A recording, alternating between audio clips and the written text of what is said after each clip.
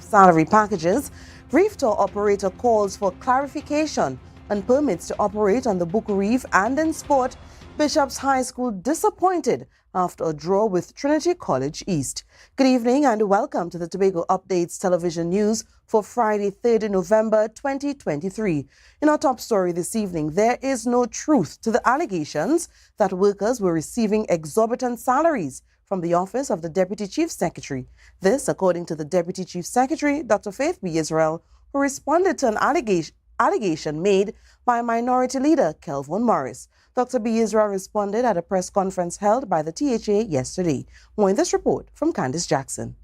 Minority Leader Calvin Morris has alleged that several individuals were being employed in various positions within the Office of the Deputy Chief Secretary, the ODCS, with exorbitant salary packages. The total salaries amounted to $4.27 million over a 22-month period for 8 employees. In response, Deputy Chief Secretary Dr. Faith B. Israel defended the salary structure. The figures that are presented there are actually not even close to industry standard salaries. And one of the things we have to be conscious of the fact is that when we want production out of the Tobago House of Assembly, we have to be very willing to pay individuals for the technical capacity that they are bringing to the table. Not only did she defend the salary packages, but Dr. B. Israel also revealed that not all of the individuals were employed for the full 22-month period. Those salaries were actually part of a process where the management services unit looked at what was out there, looked at what was, okay. Many of them were even way lower than what the industry standards were, and that was what was recommended. But again, in many instances, many of those individuals are not even currently working with the Tobago House of Assembly. The Deputy Chief Secretary cautioned Tobagonians to not be deceived by various allegations circulating on social media. So that I think that Tobagonians need to be conscious of the fact that information like this is really put out to kind of distract us from some of the bigger issues that are going on. The office was established when Chief Secretary Fali Augustine assumed the position in December 2021. The ODCS aimed to advance the pursuit of greater autonomy for Tobago, foster connections with Tobagonians residing in Trinidad, and engage with the global diaspora. 2 offices were established, one in Tobago and the other in Trinidad. Initially, Assemblyman Watson Duke was appointed to the position of Deputy Chief Secretary, but he resigned from the post in September 2022 following public disagreements with Augustine. After his departure, Dr. B. Israel was assigned to the portfolio. The Trinidad office has been closed, with the Chief Secretary stating that they are reevaluating how the ODCS should operate in the future. Candice Jackson, Tobago Updates Television News. Well, one political leader is fed up with hearing that the THA lacks sufficient funds to effectively manage Tobago's affairs. Political leader of the Unity of the People, Nkosi Phillips, accused the current THA administration of lacking transparency and accountability in the management of their budgetary allocations. Here's more. The political leader of the Unity of the People defended Senator Lawrence Hislop's accusations that the THA is not being truthful about the completeness and punctuality of budgetary disbursements. If the Senator Hislop speaks and says that he's aware of the allocations and the allocations are fully given to the government, you can put on any piece of paper that you just did in your response and stating how much money you've received. But that is not what we're seeing in the spending and the wastage of the spending that this administration continues to do. While assessing Tobago's development over the past 22 months, Phillips is not convinced that the THA made the best use of its allocations from the central government. These roads have been neglected. We have not seen a proper paving road as yet. If you look at the projects that have been done, most of the contractors are Trinidad related and the funds are going back to Trinidad. So how could you talk about less development? Phillips believes that the Fali Augustine-led administration could achieve more and is frustrated with the constant excuses. You cannot continue to use the public and change the narrative that, okay, because the less money that you get from the government or central government, you cannot pay workers. That's a false narrative. We are getting tired of that stupid narrative that does not make sense. Come clean to the people. The UTP political leader expressed contentment with the $2.585 billion allocation to the THA. Additionally, Phillips addressed the concerns raised by Minority Leader Kelvin Morris regarding allegations of exorbitant salaries paid to workers within the office of the Deputy Chief Secretary. They consider it a disservice to the daily rated workers and developmental workers who often experience delayed payments due to funding constraints. You've seen over the past 2 years in their office, we have seen allocations of large sums of salaries for persons who are advising and having a position just over 3 months and having millions of dollars per month.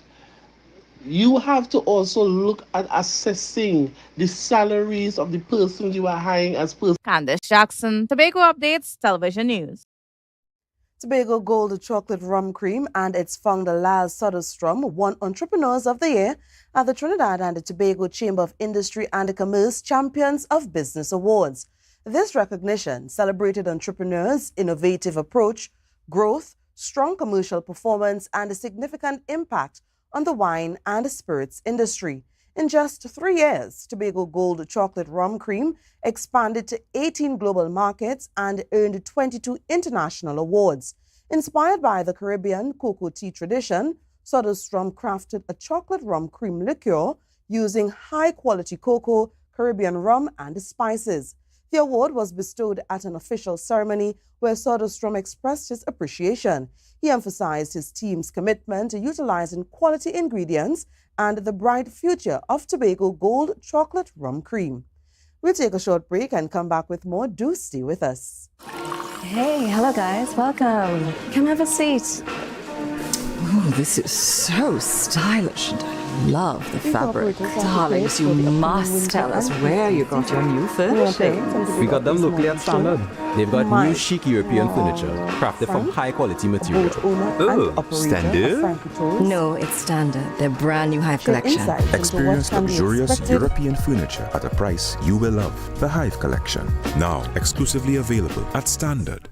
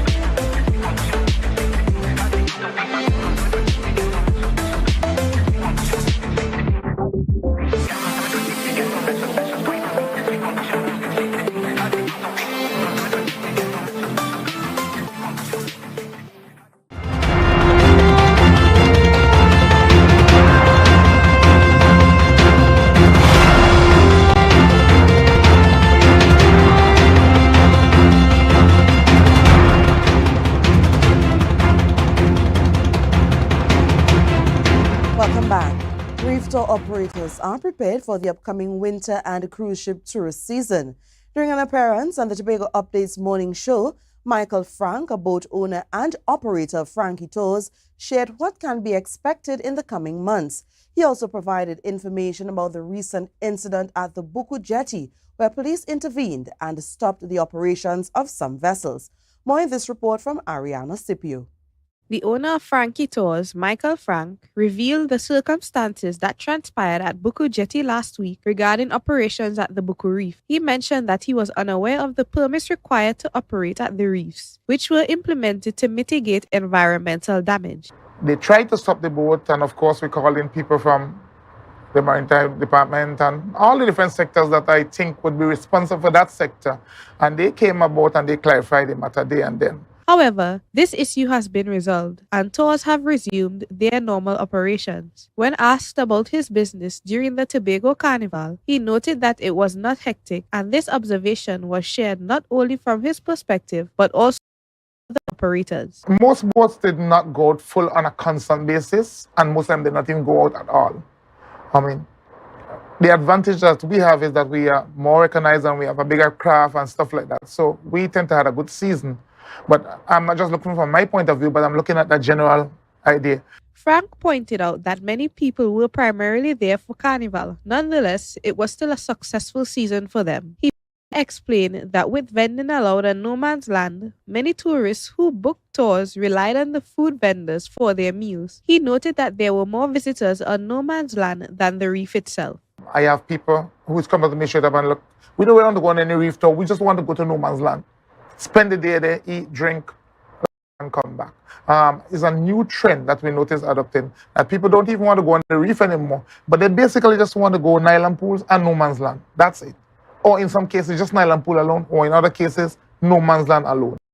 Stated that bookings extend from November through February for the tourist season. He also mentioned numerous bookings for Carnival 2024 and anticipates the arrival of a new boat. If the new boat does not arrive on time, they may face challenges handling the surge in bookings. However, they anticipate being very busy.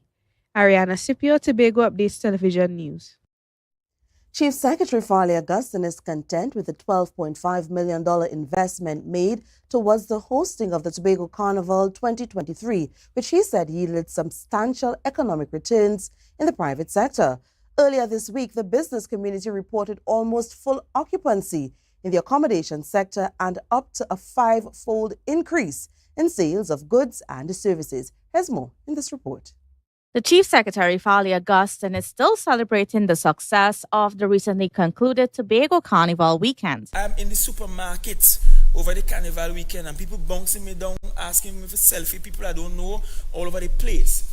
Right? And to be honest, I have not seen a time in Tobago for such a long while that we have had such a large influx at one time on the island. The THA budgeted $12.5 million to host the Tobago Carnival. And I'm confident that our economic space has made more than that over the preceding week. Augustine explained that the aim of the $12.5 million investment was not for the THA to generate revenue, but rather to provide a much-needed boost to the business community. From an economic perspective, the reason for having a standalone carnival is so that we can draw people to the island. We have to keep doing things to increase our transient population and bring people to the island.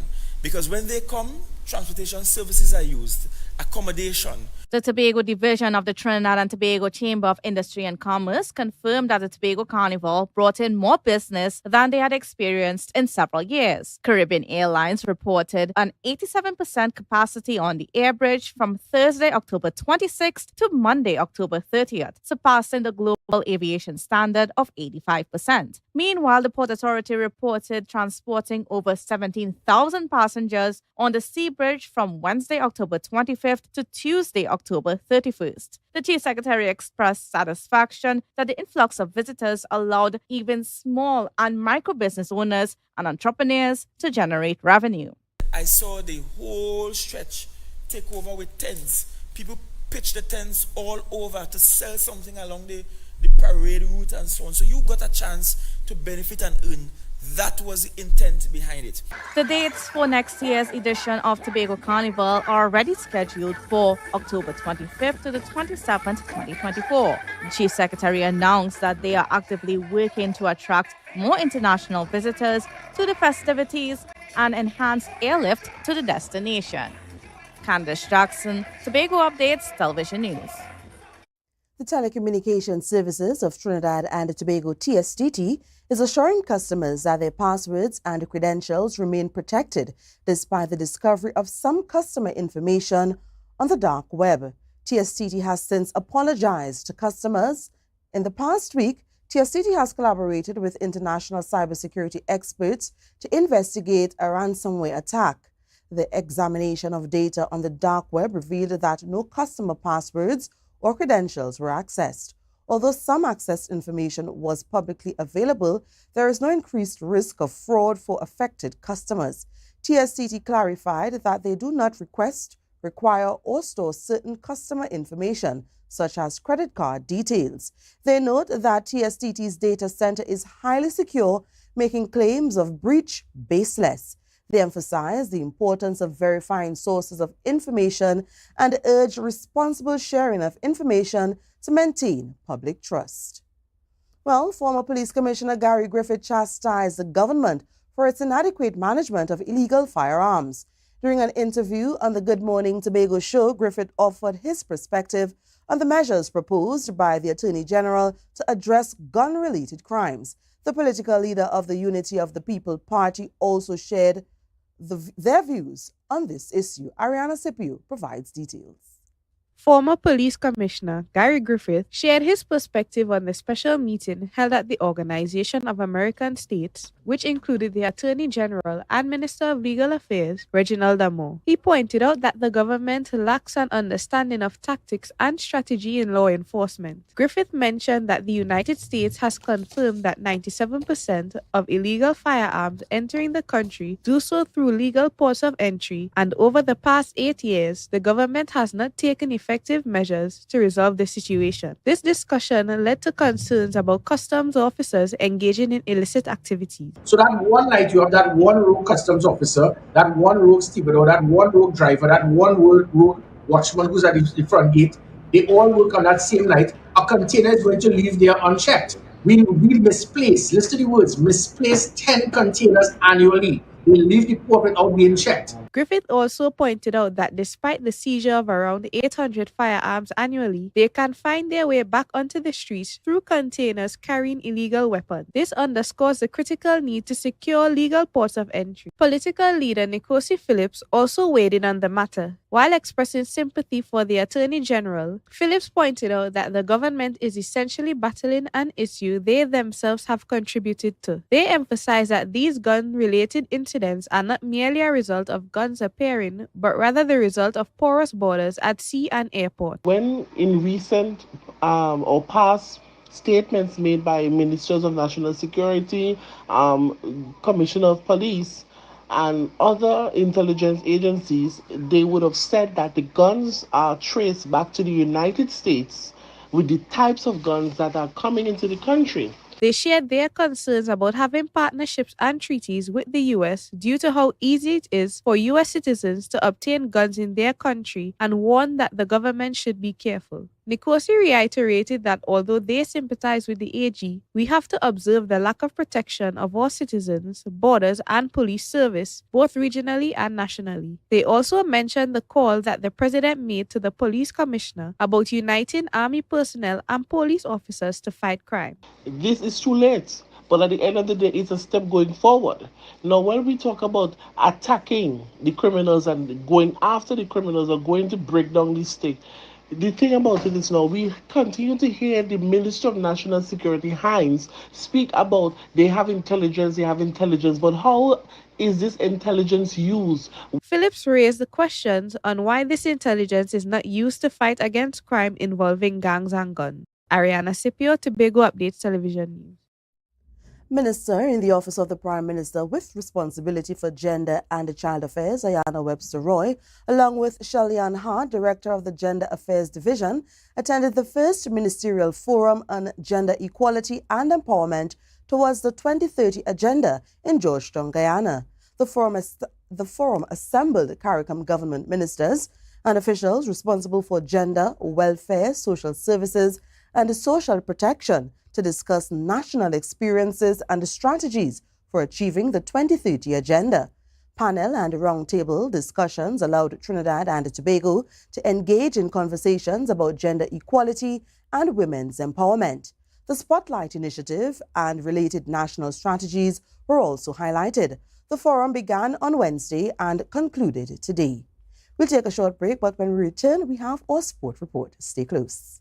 Tobago Glass Supplies has been a leading name for over 37 years in the glass and aluminum market in Tobago. We provide an extensive range of high-quality, innovative aluminum and glass products for commercial and residential use. Competitive prices with superior and professional services by committed employees who are guided by rigid quality standards. Tobago Glass Supplies specializes in the manufacture and installation of glass and aluminum products that are essential to today's homeowners and the business environment. We are engaged in marketing, sales, and installation of a variety of products. These ranges from windows and doors to necessities such as mirrors for homes and vehicles, designed and manufactured in-house or imported.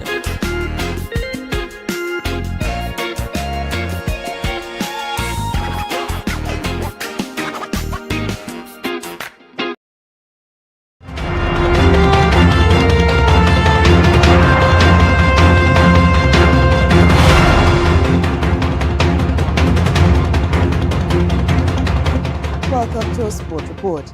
Despite their best efforts, Bishop's High School's football team could not secure a victory against Trinity College East during a home match in the Secondary Schools Football League. The game ended in a 2-2 draw. Sport reporter Marcus Daniel has the highlights in this report.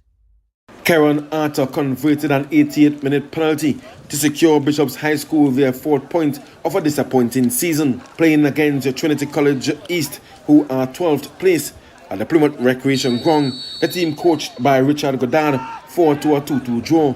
Trinity could have taken the lead, but the Bishop's goalkeeper held his ground, thwarting their 10th-minute counter-attack. However, against the run of play, DeMario Henry scored a beauty goal for the home team in the 31st minute. That lead lasted only 10 minutes as the visitors equalized through Dejon Plaza's follow-up shot. In the second half, Trinity dominated ball possession and created several goal-scoring opportunities before finally taking the lead with a powerful strike for Kanlima Prince in the 76th minute. Bishops, however, was determined not to leave empty-handed and earned a penalty in the 85th minute. Karanata stepped up and his shot was too powerful to stop.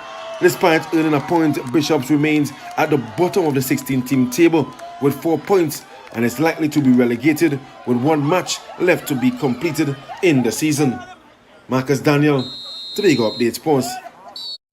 So rain does not only stop cricket, it also stops netball. So the finals of the Secondary Schools Netball League had to be postponed today due to persistent rainy weather. The grand final of the Tobago Secondary Schools Netball League was postponed due to adverse weather conditions. The three age group finals were originally scheduled to be held at starting at 9 a.m. today. However, as per a Facebook post from the Division of Research and Technology, the matches have been rescheduled for next Wednesday, November 8th, inside the Shaw Park Complex, which recently hosted the Fast 5 Netball Tournament of the Commonwealth Youth Games. The 13 and under final between Bishop's High School and Scarborough Secondary will jump off at 10 a.m., followed by a rematch for the 15 and under category at 11 a.m. And finally, Signal Hill Secondary will face Bishop's High School in the under 20 division final at 12:30 p.m. And there will also be a $5 admission fee for attendees. Marcus Daniel, Tobago Update Sports. We'll go to a short break and come back with the weather report. Stay with us. You know, who would I ever believe, Jessica could take care of a child, I know, right? I'm a kinship foster parent to my nephew Malik. Papa, you remind me of my grandmother, you know, when she used to take care of my cousins. If I didn't step in, I don't know where he would have ended up. Plus, I get support from Children's Authority, training, and counseling. But Jessica, you're not married? That doesn't matter. Once you have a safe home and you're related to the child, you're good. So they just gave money to do this? Yeah, they do give me some money. So, Auntie, you can buy a Lamborghini for me? Oh, I'm so sorry, Malik, but that money's to take care of you. Okay, smubble up, yes. I will not try. Mommy, you can buy No. Wait, I didn't even finish my sentence. About Lamborghini, you could get lamb stew for lunch. Auntie Jessica could only come when you come in, because all them does do is talk people business. Malakay, I'm going going on the bed. But Mommy, the boy don't even live here. Yeah, go to your bunkers. What? Bunkers? Where's that? I think I'm getting pretty good at this.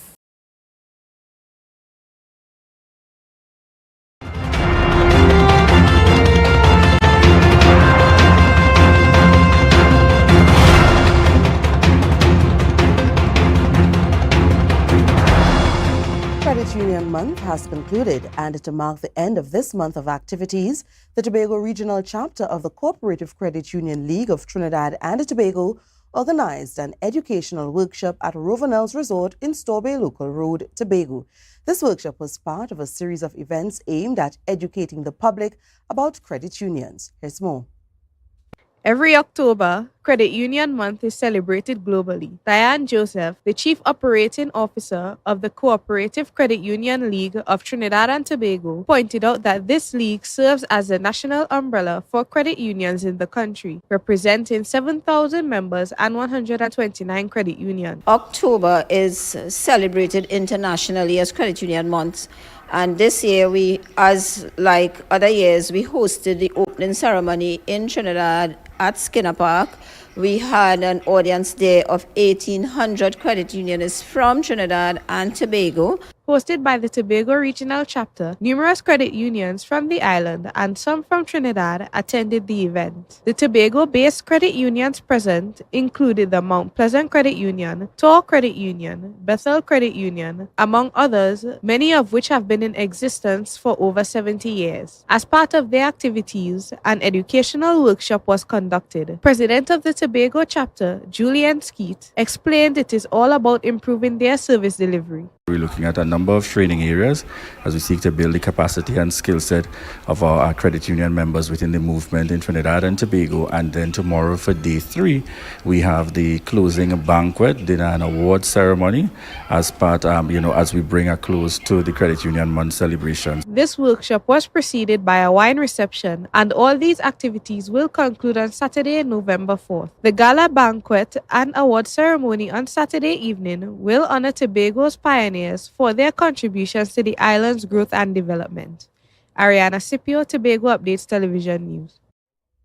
Well, the TNT Met Office forecasts a rainy weekend for Tobago, but tonight expect generally settled conditions with intermittent light showers in some areas and a low chance of isolated thunderstorms, mainly after midnight.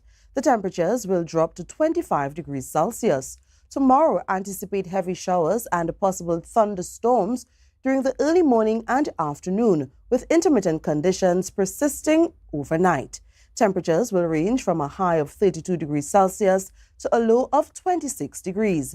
On Sunday, the weather is expected to be fair to partly cloudy, with occasional showers in certain areas and a low chance of isolated thunderstorms. Temperatures will reach 33 degrees Celsius during the day and drop to 27 degrees at night. Seas will be slight to moderate, with waves reaching 1.8 meters in open waters and less than 1 meter in sheltered areas. And that's how we end this evening's newscast. Recapping the headlines, UTP political leader Nkosi Phillips calls for greater transparency and accountability from the THA. Deputy Chief Secretary Dr. Faith B. Israel defends the staff salary packages. Reef tour operator calls for clarification and permits to operate on the Reef and in sport. Bishop's High School disappointed after a draw with Trinity College East. I'm Patricia Nicholson Richards, thanking you so much for joining us and wishing you a good night.